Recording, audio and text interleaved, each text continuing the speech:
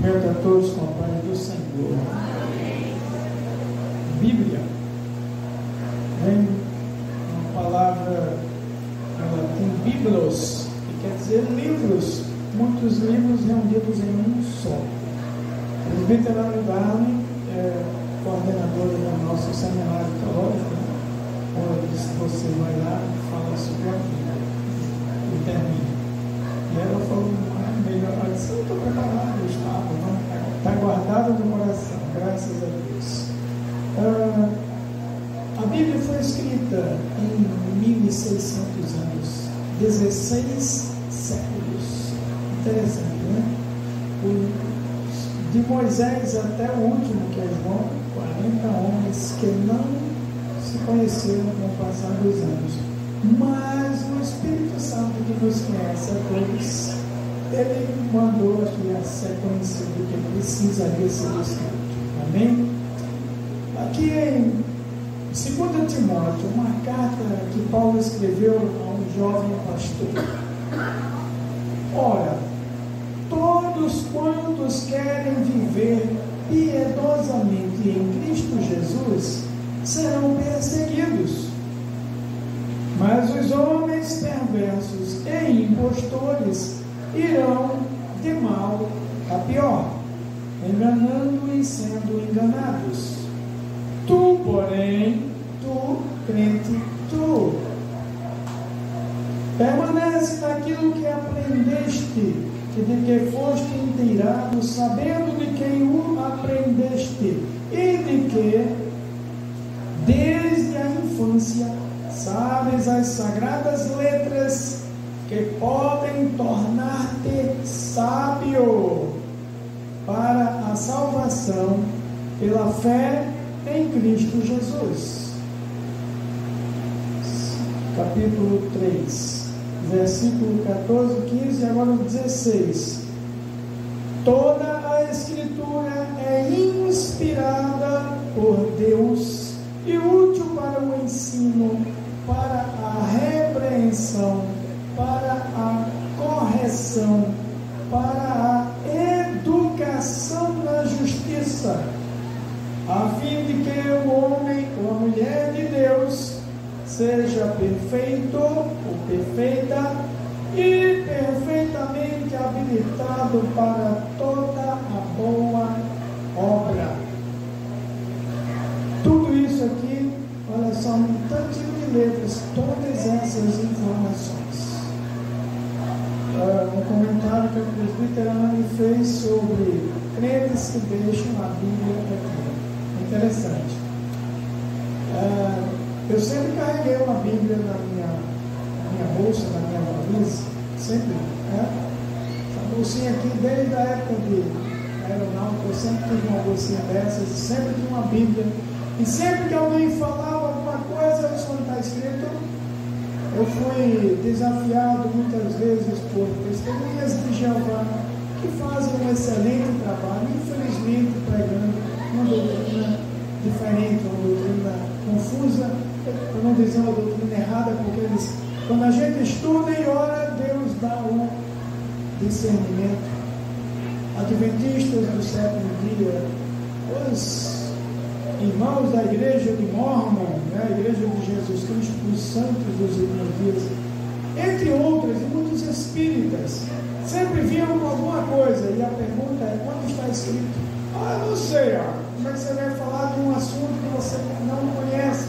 O Senhor Jesus disse, nós falamos aquilo que nós sabemos.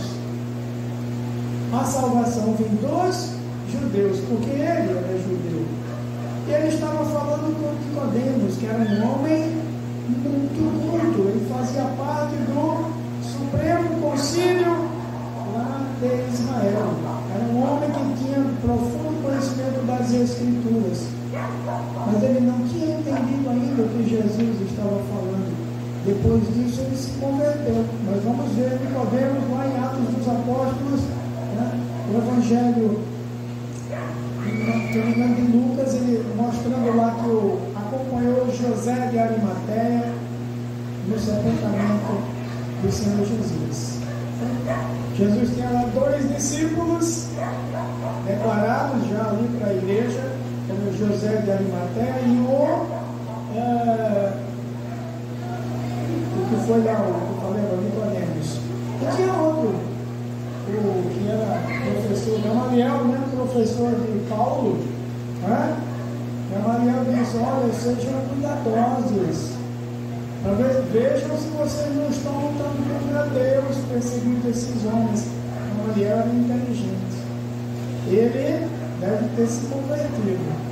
Me disseram, mas o que eu quero dizer com isso, gente? É que cada crente aqui tem conhecimento da palavra. Se não tem, precisa buscar.